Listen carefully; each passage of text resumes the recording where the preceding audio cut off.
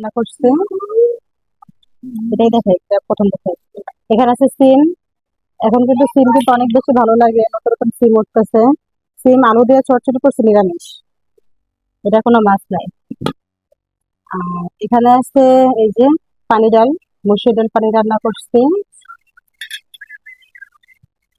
এই দেখেন এখানে আছে করলা ভাজি, আলু দিয়ে করলা ভাজি করছি। এই যে দেখেন মাছ ভুনা করছি, তেলাপিয়া মাছ ভুনা করছি লাল লাল করে, অনেক সুন্দর করে ভুনা করছি। এই মাছটা কিন্তু আমরা খুব কম খাই, খুব একটা খাওয়া পড়ে না, যার কারণে একটু বেশি করে ঝাল দিয়ে রান্না করছি।